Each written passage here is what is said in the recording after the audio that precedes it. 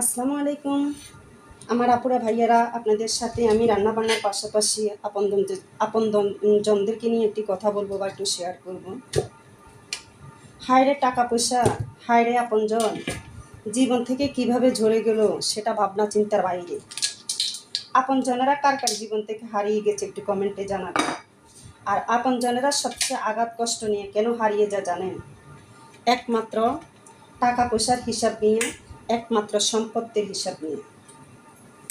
সবচেয়ে বড় জিনিস কি জানেন? সবচেয়ে বড় জিনিস হচ্ছে আপনজনেরা, কিছু কিছু আপনজন জীবন থেকে এমনভাবে ঝরে গেছে, সেটা সামান্য কিছু টাকার বিনিময়, সামান্য কিছু অর্থের বিনিময়। আচ্ছা বলুন তো, ইসলামে কি এটা বলছে? কোরআনে কি এটা বলছে? হাদিসে কি এটা বলছে?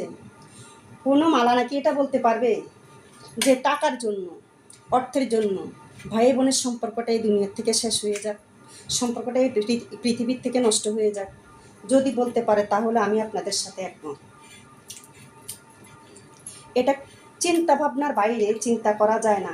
এমন কষ্ট, এমন আঘাত, এমন দুঃখ যেটা বোঝানো কাউকে সম্ভব না।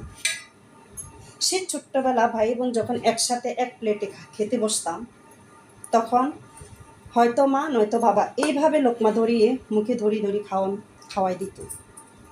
সেই ভালোবাসাটুকু আজকে কোন জায়গাতে গেছে? সেই ভালোবাসাটুকু আজকে কোন জায়গাতে হারিয়ে গেছে?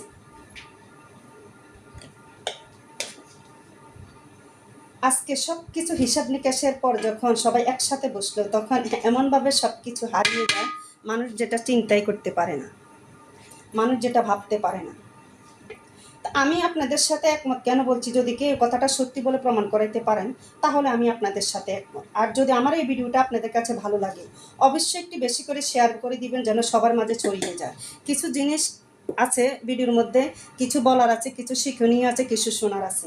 সেই জন্য বলছি, লাইক কমেন্ট শেয়ার করে দিলে প্রত্যেকটা ভিডিওর প্রত্যেকটা জিনিসে মানুষে জানতে পারে, বুঝতে পারে, শিখতে পারে। তো বাট আমি একটু রান্নাবান্নার পাশাপাশি আজকে আপনাদের সাথে কথাগুলো শেয়ার করলাম। আর এই যে গরুর নলাটা দেখতেছেন, এই গরুর নলাটা পাকাইতেছি। এইভাবে হাতে মেখে যে কোনো কাঁচা তরকারি, কাঁচা মাংস হাতে মেখে পাকাইলে খুব ভালো হয়। আর আমি বিশেষ করি মশলাটা যে দিয়েছি, সেই মশলাটা আমার হাতে তৈরি করা। আমি সবসময় ঘরে মশলা হাতে তৈরি করি।